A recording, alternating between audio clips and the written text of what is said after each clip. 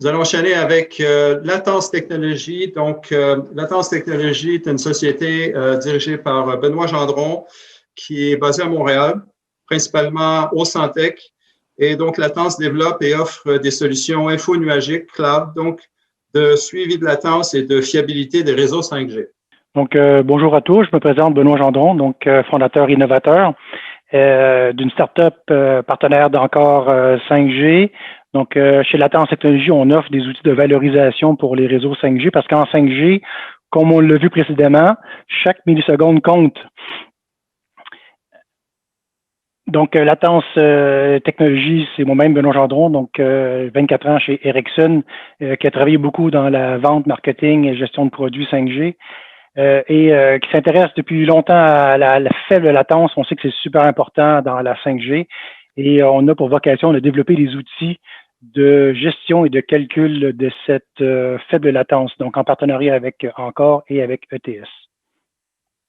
Donc, comme on l'a vu, la technologie mobile 5G apportera plusieurs bénéfices. On en parle depuis une heure et quelques. Là. Donc, une bande passante multipliée par 10, une très haute fiabilité qui permettra maintenant des vrais usages industriels et des temps de réponse divisés par 5 par rapport à ce qu'on a aujourd'hui. Donc, c'est là-dessus, pour nous, pour moi, qu'il y a une vraie rupture technologique. Parce que la bande passante par 10, ça fait des années qu'on augmente la bande passante, mais là, le temps de réponse, la latence très, très faible, c'est la vraie rupture technologique des réseaux 5G. Donc, pour ceux qui ne sont pas familiers, qu'est-ce que c'est que les temps de réponse et la latence? Bien, c'est le temps que prennent des données pour traverser le réseau. Donc, ici, on voit une latence de 3 secondes entre un robot connecté en 5G et des serveurs d'entreprise. J'ai refait l'exercice en 500 millisecondes. Vous l'avez à peine vu passer.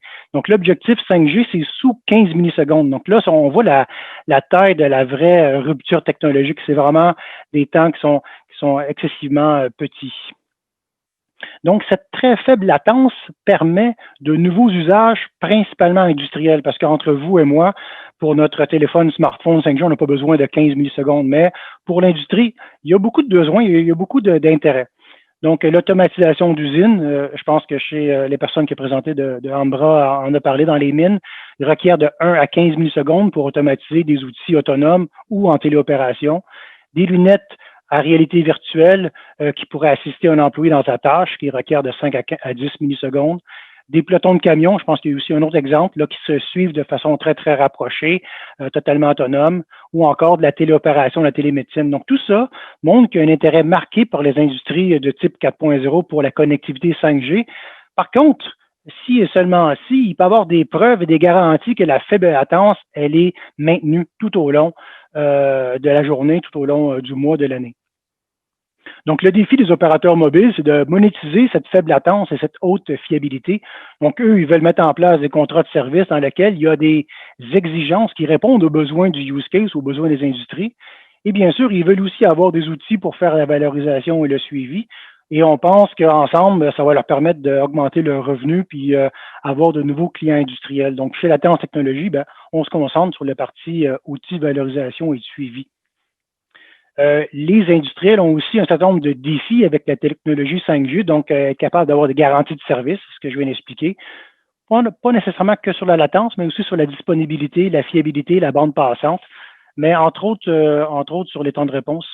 Ils veulent avoir une prédictibilité des coûts pour être sûr que s'ils remplacent un réseau Wi-Fi désuet ou Ethernet par la 5G, donc il faut savoir combien ça coûte sur le long terme, etc.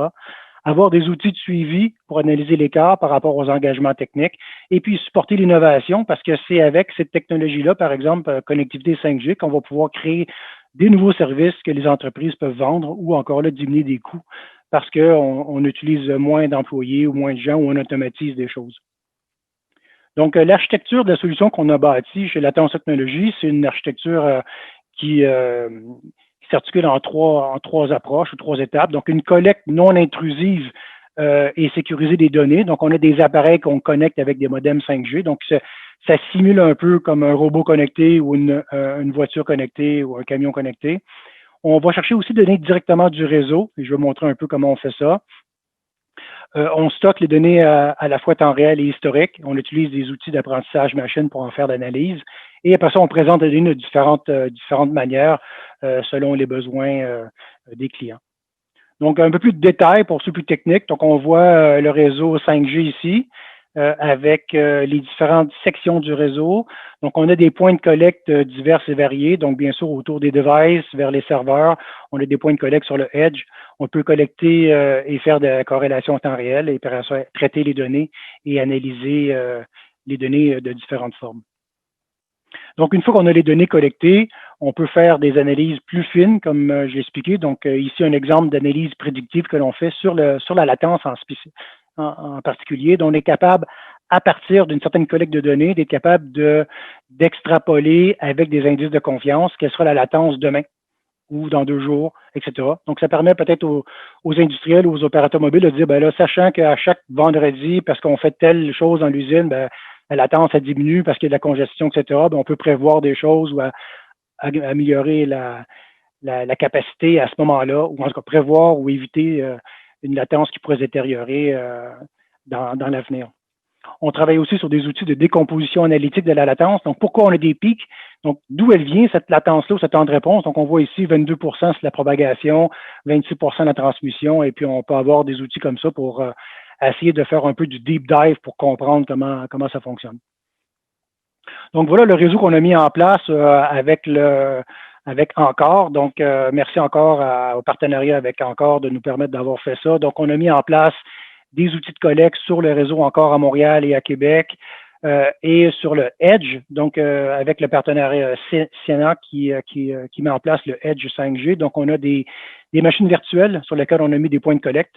Et tout ça passe par le réseau Cœur 5G Ericsson à travers l'Internet puis à travers des outils de collecte qu'on a mis en place sur un cloud Azure. Donc, ça fonctionne comme ça. Mais sans plus tarder, je vais vous faire une petite démonstration en live. Hop. Donc, on a ici le réseau Encore. Est-ce que vous voyez ma démonstration? Oui, tout à fait. Oui. C'est vrai, Marc, merci de confirmer. Donc, on a le réseau en live. Donc, quand ça pointe, ça veut dire que les données rentrent en temps réel. Donc, à partir du dispositif ou d'un device connecté au réseau 5G, soit sur un modem ou soit sur un téléphone intelligent. Donc, on peut mesurer la temps de latence entre le device et des serveurs qui sont sur le cloud. Donc, ils représentent des serveurs qui pourraient être dans l'entreprise ou dans une mine, là, comme on a vu. Donc, on mesure aujourd'hui avec une dizaine de protocoles, mais les 3 principaux, là, c'est les classiques, là, ICMP, TCP, HTTP. Si la latence elle dépasse 10 millisecondes, on met ça en rouge. On peut aussi avoir des graphiques plus détaillés sur pourquoi. Ça passe en rouge. On mesure après ça du cloud vers le edge. Donc, comme je l'ai dit, il y a des machines virtuelles sur le edge et du edge vers les devices. Donc, on a ces 3 points de collecte dans la démonstration qu'on a faite pour Encore. Et avec, bien sûr, des réseaux live 5G, on pourra avoir plus de points de collecte. Une fois qu'on a les données en temps réel, bien, on peut en guillemets, s'amuser et faire ici des moyennes mobiles. On peut changer le temps pour lequel on regarde ou on analyse. Ici, j'ai la dernière heure. Donc, dans la dernière heure, on voit qu'entre 14h45 et 15h50, il y a eu 2 pics qui nous permettraient, après ça, de faire plus d'analyses sur ces 2 pics-là. On peut regarder la distribution sur plusieurs jours de la latence. Donc, on a eu un max, on va dire, la semaine dernière à 5,3 millisecondes, puis on tourne autour de 4,9. Donc, entre 4,9 et 5,3, c'est peut-être pas important en termes de nous tous humains, mais pour un robot, pour un auto connecté, ça peut faire une différence. On a aussi une distribution, donc on voit en général la latence ici, elle est autour de 4, quelque chose pour protocole ICMP. Pour le TCP, c'est autour de 9 et pour le HTTP, autour de 15. Donc là, en fonction du cas d'usage, de l'utilisation de l'application, on peut avoir des latences différentes parce qu'elle envoie différents types de paquets à travers le réseau. On a aussi ce qu'on appelle des outils de fiabilité et d'agrégation de latence. Donc, on voit ici la latence agrégée entre différents protocoles, 10,081 millisecondes. Et on voit la fiabilité du réseau. Donc, on a 99,98 sur 108, ce qui est pas mal du tout. Par contre, avec la 5G, on dit qu'on va avoir 99,59. Donc, là, on est un petit peu en rouge parce qu'on est, on est très bon, 99,98, mais c'est pas suffisant pour certains cas d'usage qui demandent 99,999, par exemple. Donc, on voit aussi la bande passante, puis on peut voir aussi par où passent les données à travers notre outil de visualisation du traceroute. Donc, on voit ici un premier problème parce que avec le réseau encore, il y a un serveur de Siena qui se trouve à Seattle, à Vancouver, dans l'État de Washington.